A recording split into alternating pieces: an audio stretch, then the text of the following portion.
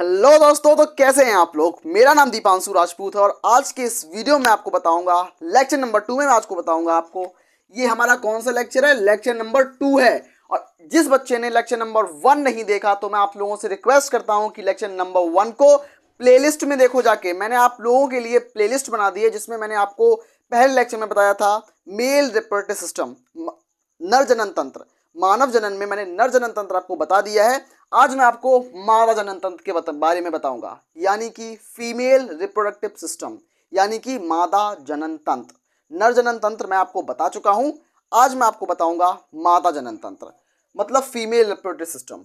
तो सबसे पहले मैंने आपको इस डायग्राम को बताऊंगा कि ये क्या है हमारा, ये हमारा मादा जनन तंत्र है।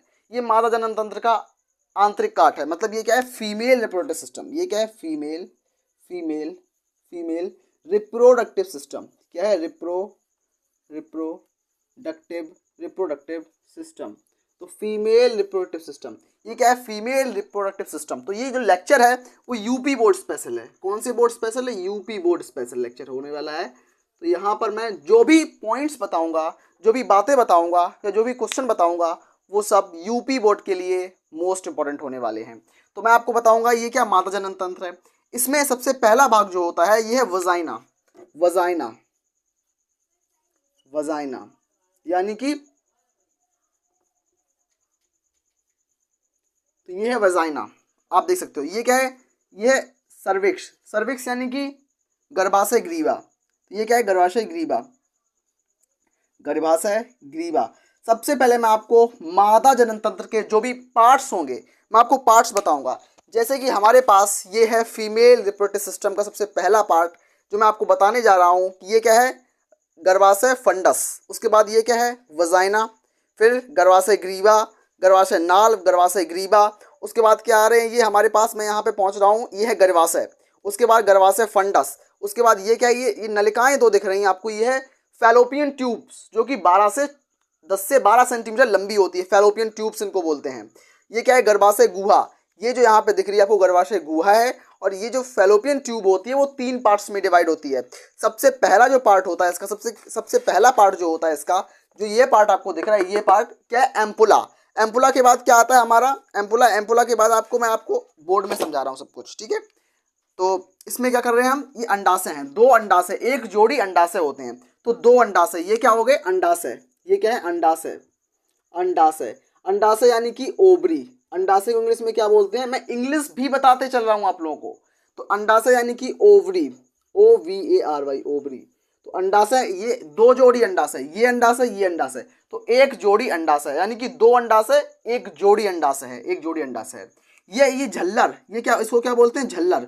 झल्लर बोलते हैं। इसमें 2 जोड़ी, एक जोड़ी झल्लर होती है, एक इस साइड होती है, एक इस साइड होती है। मादा जनन तंत्र में 2 झल्लरें होती हैं, यानी कि एक जोड़ी झल्लर, यानी कि 1 पेयर फिम्बरी मिलती है। इसको क्या बोलते हैं, फिम्बरी। फिम्बरी या हिंदी में झल्लर बोलते हैं इस चीज को, fimbriae fimbriae fimbriae fimbriae. English में भी फिम्बरी बोलते हैं, हिंदी में भी फिम्बरी बोलते हैं, लेकिन शुद्ध हिंदी में झल्लर बोलते हैं।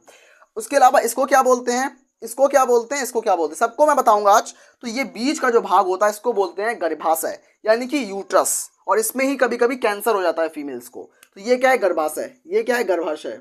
गर्भाशय यानी कि यूट्रस। तो गर्भाशय, ये क्या है, गर्भाशय यानी कि यूट्रस। यूट्रस। तो ये क्या है, गर्भाशय यानी कि यूट्रस। और ये क्या है, ये है 3 स्तरीय होती है।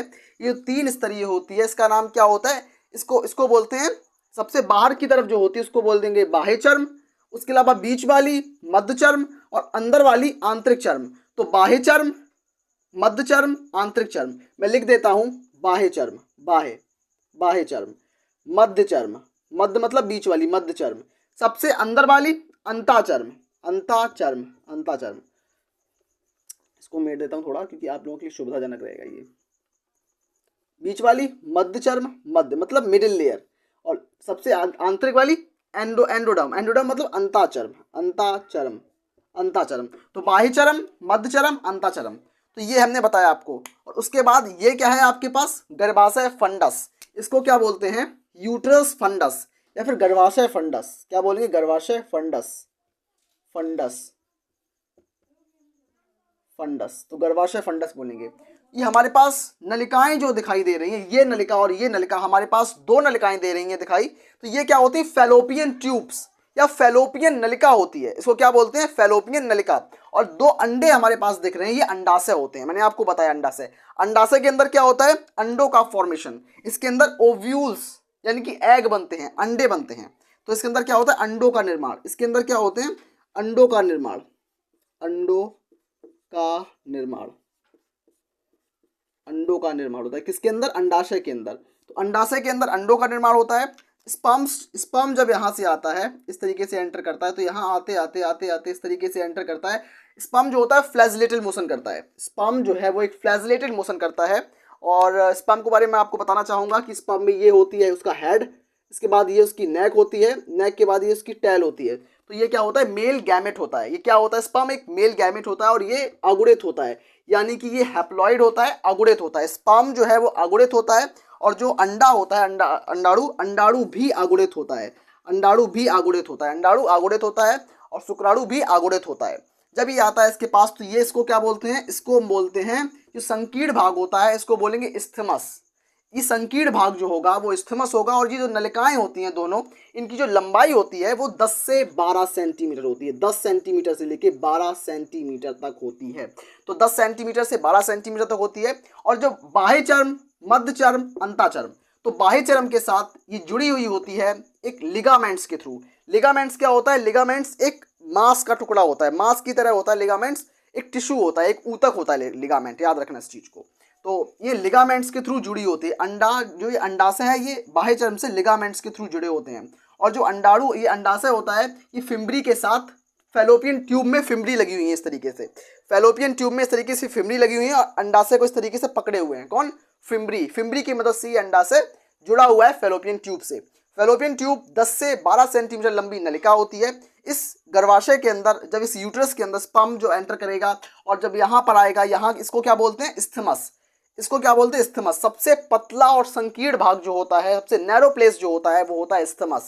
इस्थमस में आएगा और ये यहाँ पर आएगा और यहाँ पर आने के बाद फर्टिलाइजेशन होगा। फर्टिलाइजेशन होगा मतलब कि निषेचन होगा, मतलब जाइगोट बनेगा। Zygote in the sense, zygote बनेगा, जाइगोट से भ्रूण बनेगा और भ्रूण के बाद ही देखा जाएगा। तो यहाँ पर सबसे पहले मैं बात करता हूँ, यहाँ पर ये जो प्लेस है इसको बोलेंगे एम्पुला। एम्पुला ऐसा रीजन, एम्पुला। तो फैलोपियन ट्यूब का ऐसा प्लेस जहाँ पर फर्टिलाइजेशन प्रोसेस होता है उसको बोलेंगे एम्पुला। मैं आपको बता दूं कि यूपी बोर्ड में कौन सा क्वेश्चन आएगा, कैसा क्वेश्चन आएगा। तो हमें ये बताना होगा कि जो अंडाशय होते हैं, अंडाशय का काम क्या होता है। तो अंडाशय का दो काम होता है, मैं आपको बता दूं अंडाशय का काम क्या होता है। सबसे पहला अंडों का निर्माण, अंडों का निर्माण मतलब फॉर्मेशन ऑफ एग, एग को बनाना, अंडों का निर्माण सबसे पहले, फॉर्मेशन ऑफ एग, एग को बनाना। दूसरा काम क्या होता है, एस्ट्रोजन हार्मोन्स को सिक्रीट करना, जिससे सेकेंडरी सेक्सुअल कैरेक्टर्स डेवलप होंगे। तो दो सेकंड नंबर क्या है, एस्ट्रोजन, एस्ट्रोजन, एस्ट्रोजन हार्मोन को सिक्रीशन करना, एस्ट्रोजन का स्रावण। एस्ट्रोजन एक हार्मोन होता है, उसका स्रावण करना। जैसे कि हमारे बॉडी के अंदर ह्यूमन ग्रोथ हार्मोन होता है हमारी बॉडी को बढ़ाने के लिए, उसी तरीके से एस्ट्रोजन हार्मोन भी अपनी जगह वर्क करता है, काम करता है। तो ये पूरा जो बताया मैंने आपको, ये फीमेल रिप्रोडक्टिव सिस्टम है। मैं आपको थोड़ा एनसीईआरटी के थ्रू बताना चाहूँगा। मेरे पास ये एनसीईआरटी, और एनसीईआरटी क्या बोल रही है कि हमारे पास जो हमारी फीमेल्स होती है, फीमेल्स के अंदर एक जोड़ी गर्भाशय होता है, मतलब यूट्रस होता है। एक जोड़ी जो होते हैं, मतलब एक गर्भाशय होता है, एक यूट्रस होता है, सिंगल। और वन पेयर, मतलब एक पेयर में होता है, एक जोड़ा होता है अंडाशय का, जिसके अंदर अंडाणु बनते हैं, जिसके अंदर हमारे अंदर जो फीमेल्स होती हैं उनके अंदर एस्ट्रोजन हार्मोन्स का सिक्रीशन होता है, जिससे द्वितीयक लैंगिक लक्षण विकसित होते हैं। और दूसरा मैं आपको बताना चाहूँगा कि यहाँ से एग आएगा, एग जो आएगा वो यहाँ पर आएगा इस प्रोसेस में, इसको एम्पुला बोलते हैं। सबसे पहला भाग ये क्या है, ये फिम्बरी वाला भाग है। उसके बाद ये पार्ट आता है, ये स्थमस होता है और ये एम्पुला होता है। तो एम्पुला वह रीजन होता है जहाँ पर अंडाणु और शुक्राणु आपस में मिलते हैं। तो ये ऐसा क्षेत्र होता है। और ये जो फैलोपियन ट्यूब होती है 10 से 12 सेंटीमीटर लंबी एक नलिका होती है, याद रखना इस चीज को। और उसके बाद ये क्या है, ये बाह्य चर्म, मध्य चर्म, अंतःचर्म होती है। और ये क्या है, वजाइना। उसके अलावा सर्विक्स। उसके अलावा ये क्या है, उसके अलावा अंदर बढ़ते हैं तो क्या है, सर्विक्स कैनाल, सर्विक्स कैनाल है। तो मैंने आपको वर्क भी बताया, फंक्शन भी बताया। तो मैं आपको थोड़ा एनसीईआरटी के थ्रू भी लेके चलता हूँ कि इसमें क्या होता है, गर्भाशय होता है, उसके अलावा अंडवाहिनी होती है, अंडवाहिनी के अलावा इसमें जो स्तन ग्रंथियां जो भी मैमल्स ग्लैंड्स होती हैं इसकी तरफ इससे ही जुड़ी हुई होती हैं। तो एनसीईआरटी के थ्रू आप देख सकते हो दोस्तों, एनसीईआरटी आपके पास होगी और होनी चाहिए सभी के पास एनसीईआरटी। एनसीईआरटी की लाइंस बिल्कुल जो एनसीईआरटी की लाइंस लिखी हुई हैं मैंने वो आपको एग्जैक्ट कॉपी कराई हैं, बिल्कुल एग्जैक्ट कॉपी कराई हैं कि ये वेजाइना है, ये क्या है, ये है सर्विकल कैनाल, सर्विक्स, और ये क्या है, अंडाशय, झल्लरी, कीप, एम्पुला भाग, बाह्यचर, मध्यचर, मेंताटर्म, गर्भाशय, गुहा, सब कुछ मैंने आपको बताया जो कि एक फीमेल रिप्रोडक्टिव सिस्टम में आपको जानना चाहिए। तो चलते हैं 2-4 क्वेश्चन और लेके, तब तक के लिए आप इसको स्क्रीनशॉट कर लिए, मैं बढ़ता हूं आगे की तरफ। तो दोस्तों मैं आपके लिए टॉप 4 यानी कि मैं आपके लिए विशेष रूप से 4 स्पेशल क्वेश्चन लेके आया हूं जो कि यूपी बोर्ड में फ्रिक्वेंटली क्लास 12th में रिपीट होते जा रहे हैं। तो क्या है वो क्वेश्चन, आइए क्वेश्चन को देखते हैं कि स्तनियों में निषेचन कहाँ होता है। ये आज के टॉपिक से भी रिलेटेड है और हमारे मानव जनन यानी कि ह्यूमन रिप्रोडक्शन चैप्टर से रिलेटेड है। तो इसमें क्या होता है कि स्तनी में निषेचन कहाँ पर होता है, स्तनी यानी कि ह्यूमन बींग्स में, ह्यूमन बींग माने मानव जाति में, हम लोगों में निषेचन कहाँ पर होता है, तो वो फैलोपियन नलिका में यानी कि फैलोपियन ट्यूब में होता है। तो इसका राइट आंसर क्या होगा, फैलोपियन ट्यूब। क्या होगा, fallopian tube, fallopian tube, fallopian tube. तो किस में होता है, फैलोपियन ट्यूब में होता है। दूसरा कि सर्टोली कोशिकाओं के कार्य बताइए। तो मैंने कल आपको बताया था लेक्चर नंबर 1 में, जिसने लेक्चर नंबर 1 नहीं देखा तो प्लीज़ देखो जाके, उसमें आपको बहुत चीज़ें सीखने को मिलेंगी कि सर्टोली कोशिकाओं का काम क्या होता है। तो सर्टोली कोशिकाएं जो होती हैं वो विकसित हो रहे शुक्राणुओं को, स्पर्म्स को पोषण देती हैं, नर्सिंग करती हैं, उनको न्यूट्रिशन देती हैं, उनको खाना खिलाती हैं। तो क्या होता है कि सर्टोली कोशिकाएं शुक्राणुओं को पोषण देती हैं, स्पर्म्स को न्यूट्रेट करती हैं। शुक्राणुओं को पोषण देना क्या होता है, शुक्राणुओं को पोषण देना,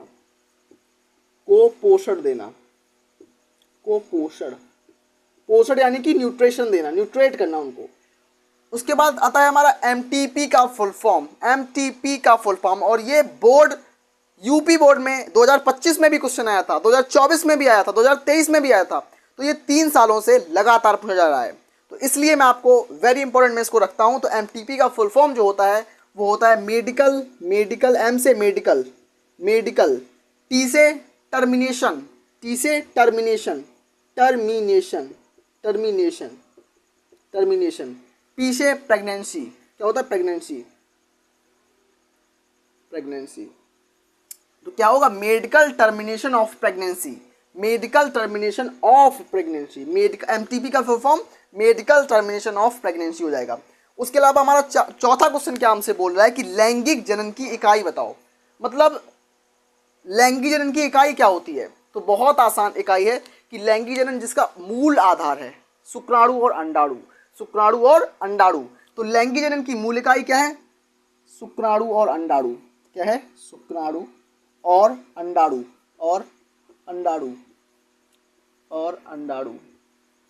स्पर्म